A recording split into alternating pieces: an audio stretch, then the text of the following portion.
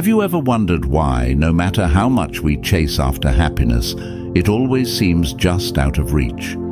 Imagine waking up every day, feeling like something is missing, despite having everything you've ever wanted. This isn't just a modern dilemma, it's a puzzle that humans have been trying to solve for millennia.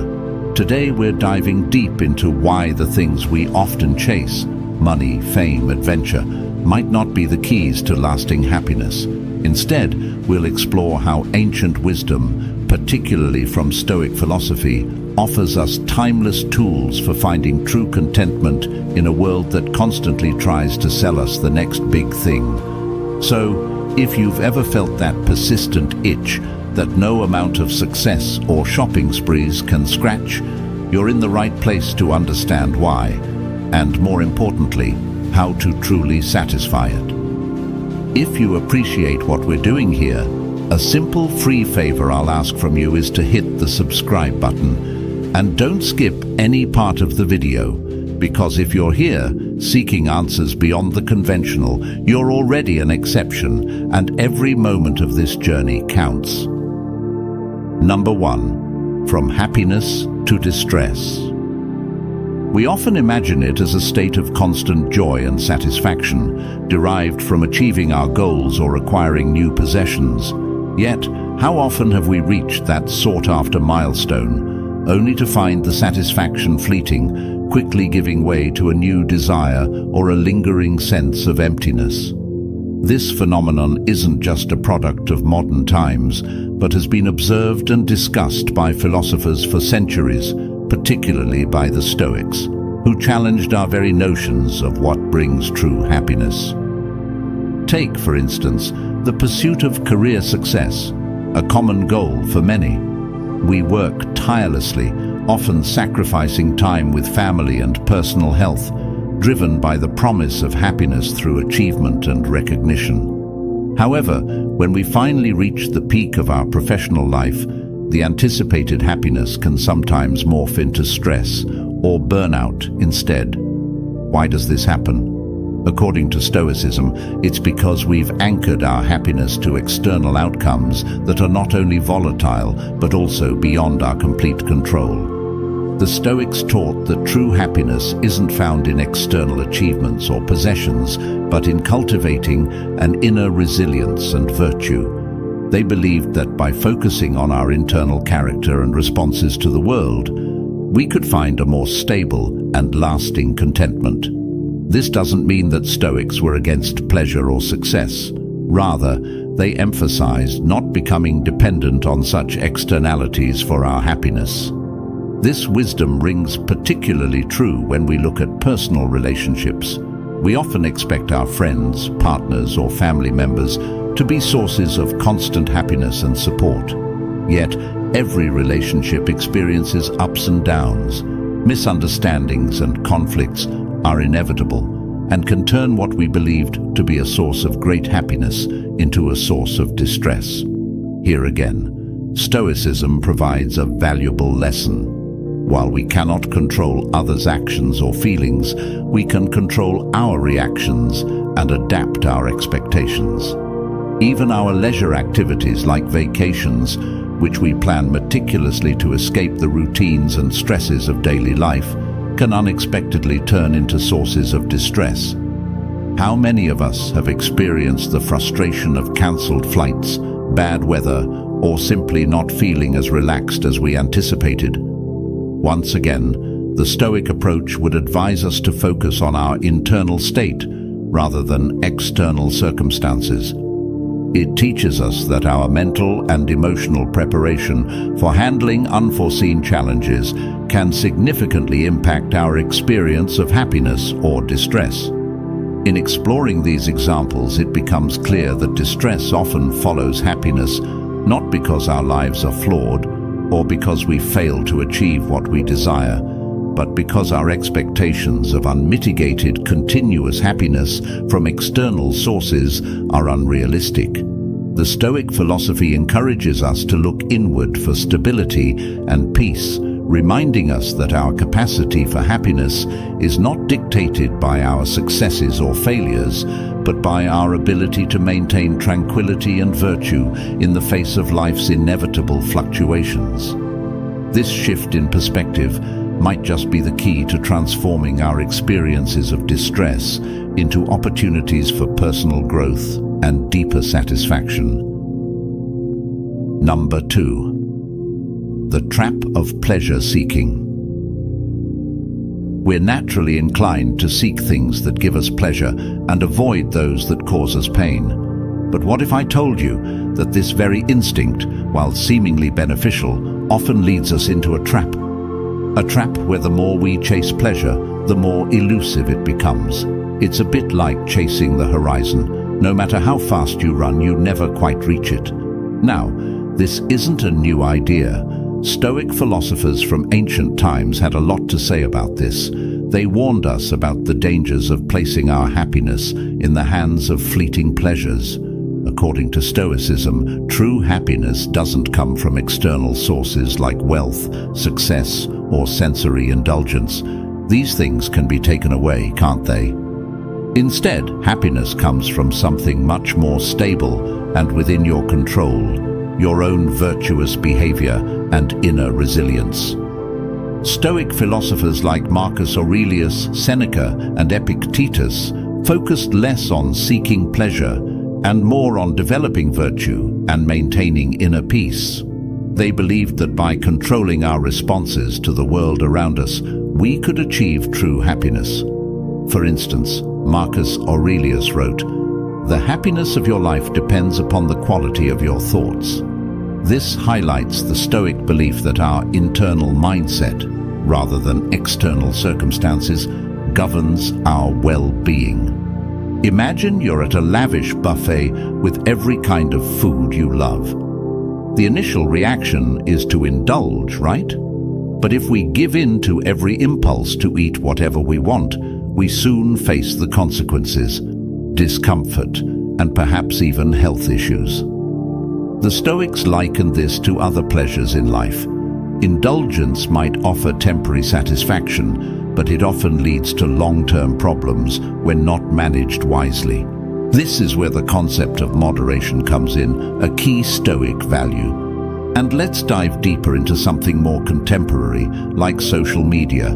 It's designed to be pleasurable, to give us quick hits of dopamine with likes, shares, and comments. But as many of us know, too much time on social media can turn into a source of anxiety and dissatisfaction. We start comparing ourselves to others, and what was once a source of pleasure becomes a source of stress. Again, the Stoics would point out that we've allowed external things, digital thumbs up and pixelated hearts, to dictate our well-being. Now, why is it important to recognize this trap? Because understanding it is the first step toward escaping it. Stoicism teaches us to develop self-awareness and control over our desires. By recognizing the fleeting nature of pleasure, we can start to detach our happiness from it. We can enjoy things, sure, but we do so without becoming dependent on them. We learn to find joy in the process and in the present moment, rather than in the outcome.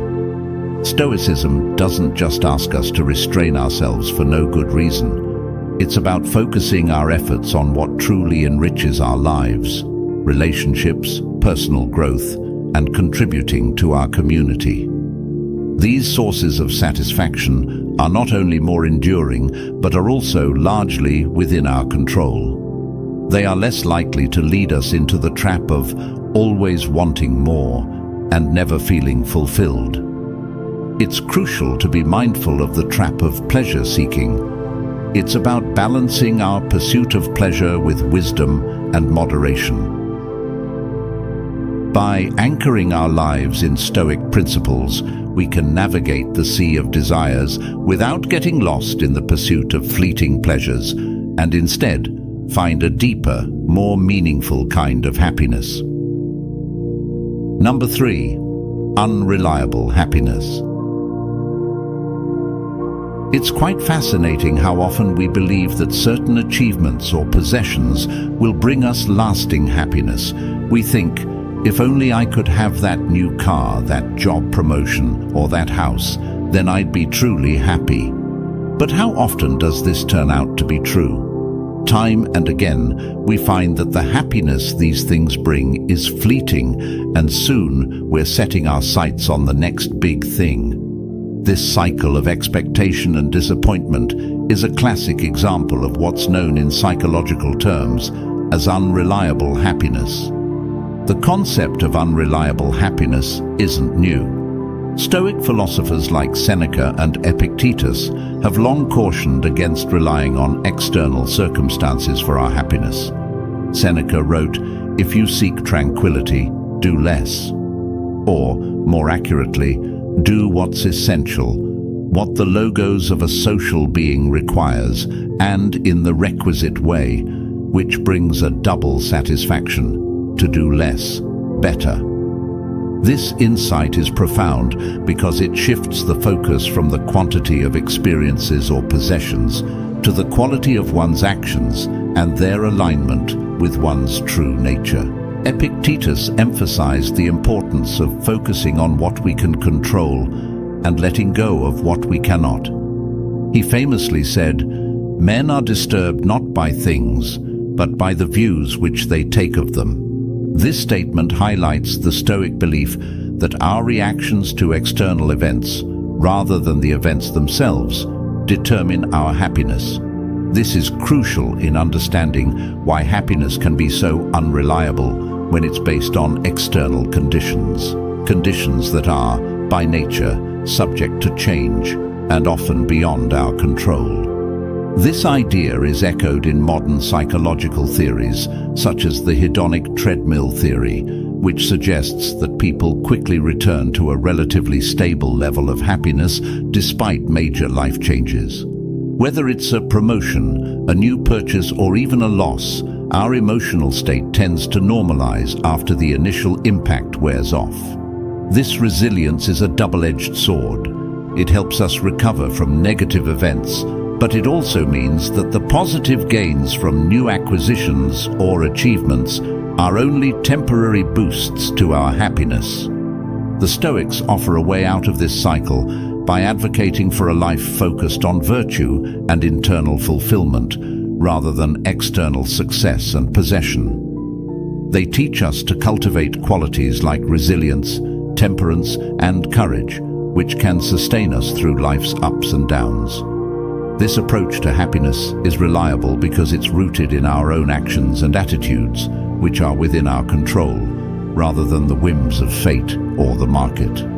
Moreover, engaging with the world from a Stoic perspective means seeing every experience, whether good or bad, as an opportunity to practice these virtues. For example, a setback at work can be a chance to practice patience and resilience, while a financial windfall can be a test of our ability to manage success with humility and wisdom. In a world that often equates happiness with material success and sensory pleasure, Stoicism offers a compelling alternative. Find contentment in your own character and actions. By doing so, we can achieve a form of happiness that is not only more durable, but also more profound, because it is not subject to the unpredictable nature of external circumstances. This kind of happiness isn't just more reliable, it's also more fulfilling because it aligns with the deepest truths about what it means to live a good life. Number 4, choosing pleasure. When we think about pleasure, it's tempting to go for the immediate gratification, the quick fix. But as we've seen, these kinds of pleasures can be fleeting and often leave us feeling empty or even craving more.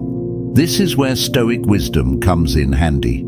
The Stoics teach us that not all pleasures are created equal, and that making deliberate choices about the pleasures we pursue can lead to greater and more lasting satisfaction. First, let's consider what kind of pleasures there are. There's sensory pleasure, like eating a delicious meal or enjoying a warm, sunny day. Then there are deeper, more intellectual pleasures, like reading a good book or engaging in meaningful conversation. The Stoics didn't denounce pleasure outright. Rather, they advised us to focus on those pleasures that support our personal growth and align with our values. Marcus Aurelius, a Roman emperor and Stoic philosopher, counseled moderation and vigilance with pleasure, not letting it become the master of one's actions. When choosing pleasures, it's essential to ask ourselves, does this pleasure contribute to my well-being? Will it benefit me in the long run, or is it just a momentary delight? Pleasures that align with our personal growth and long-term goals tend to be more fulfilling. For example, the pleasure derived from completing a challenging workout isn't just about the endorphins. It's also about knowing that you're doing something good for your health and resilience. But how do we make these choices? It begins with self-awareness. Understanding what truly makes us happy beyond societal expectations or superficial desires is crucial. This is where Stoicism provides a helpful perspective. By focusing on our inner lives and cultivating virtues such as wisdom and self-control, we can better navigate the landscape of pleasure. Seneca, another Stoic philosopher, wrote extensively about the importance of aligning pleasure with nature. That is, understanding what is naturally good for us as rational and social beings, and acting accordingly. Moreover, choosing pleasures wisely also means being mindful of the potential consequences of our choices. Every decision to pursue a pleasure can have repercussions, some more serious than others. Engaging in excessive leisure, for instance, might detract from time that could be spent on more fulfilling or necessary tasks. Here, the Stoic practice of reflection is beneficial. Reflecting on our day and the choices we made can help us understand our motivations and prepare us better for future decisions. In our pursuit of pleasure, it's also beneficial to consider the impact of our choices on others. Stoicism teaches the value of community and the interconnectedness of our actions. Choosing pleasures that also benefit others, or at least do not harm them, is a way to enhance our own lives and contribute to the greater good. The art of choosing pleasure is about finding balance. It's about recognizing that while pleasure is a natural and important part of life, it should not be the sole focus.